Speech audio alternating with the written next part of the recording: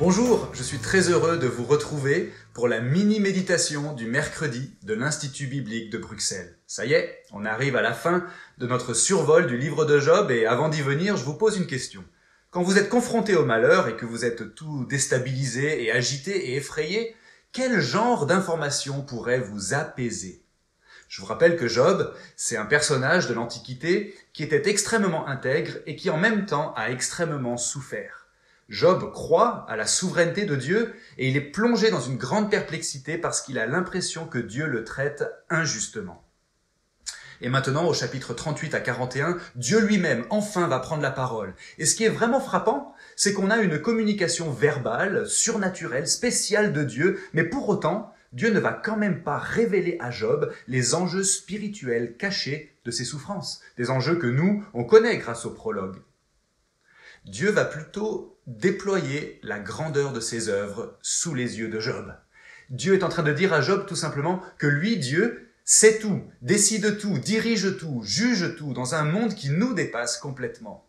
Mais parce que Dieu gouverne tout l'univers et que rien ne lui résiste, ça veut dire que le mal aussi est subordonné à Dieu et que le diable lui-même est soumis à Dieu. Dieu tient notre ennemi entre ses mains et ses jours sont comptés. Et voici comment Job réagit. Au chapitre 42, les versets 1 à 6.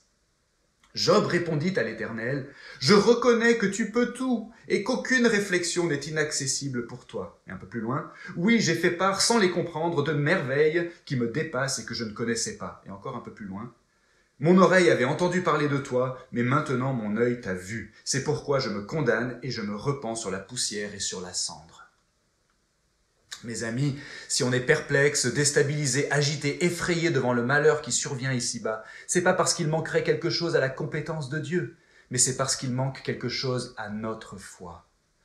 L'information qui peut nous apaiser, c'est paradoxalement la prise de conscience de notre impuissance et de notre ignorance, mais en même temps, la conviction que Dieu est souverain et juste et sage et en plus qu'il est bon et miséricordieux.